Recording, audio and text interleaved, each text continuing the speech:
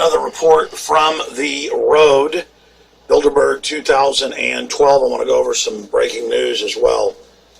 Bottom line, we have a lot of criminal special interests that are using psychological warfare, corporate welfare, using our own money against us, different types of psychological manipulation to control society. And it's all around us. You know, the average cop watching this can say, hey, I'm a good guy. I help people change their tires all day and give people that are speeding tickets. Fine. But the system above you, the direction of the society, is anti-family, anti-national sovereignty, anti-private property, anti-real health. It is a predatory, anti-human, eugenics perspective that the globalists are on record putting forward.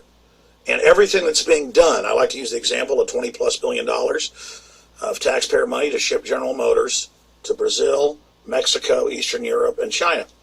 And now you can type in the headline, Cadillac and Volt made in China. This Chevy product made in Brazil. On and on and on. You pay to have your jobs destroyed. They want you dependent. They don't like the fact that we're gun owners. They don't like the fact that our ancestors were uppity. The American system is to be destroyed. And on its ashes, they want to build a police state. Now, I want to talk here about why confronting Bilderberg is so important and what I'm going to be saying via Bullhorn. Come on in, Richard. What I'm going to be saying via Bullhorn to Bilderberg. But Aaron, I haven't even asked you this question yet. You didn't even know you'd be on camera, but you're sitting over there. We just finished gassing up here at the truck stop. We're about to leave. Why do you think it's important to confront Bilderberg?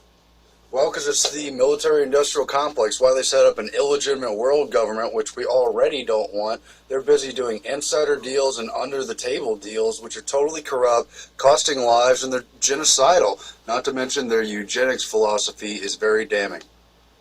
In a nutshell. That's right. And the Bilderberg Group are the people, from their documents we've gotten from our sources over the years. They are the people setting up the world government.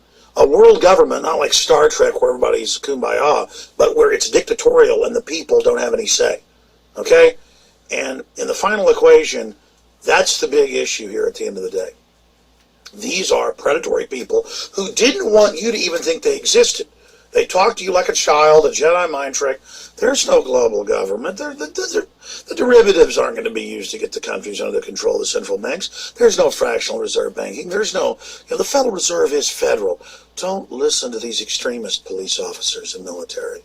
The Federal Reserve 15 years ago would teach them, the Federal Reserve is federal. These are dangerous people telling you that. Now it's admitted that it's private. And everything we warned you about is coming true because it's an open conspiracy. They propagandize the general public. They implant the TV shows, you name it, with anti-liberty messages. But in their own policy reports, even in the Economist magazine, Financial Times of London, they admit what they're doing. So when I'm there, I'm going to point out to the Bilderberg Group that if you go back to the 1850s, the British elite families and royalty, the intelligentsia that set up the modern system that they follow. And again, it's passed on like a university or passed on like a religion or passed on like a club.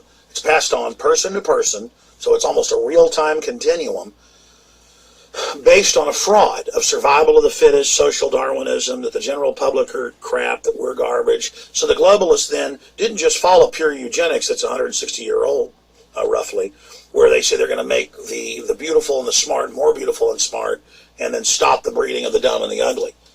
That's bad enough. We knew that would lead to evil. It would be used as a tool of control.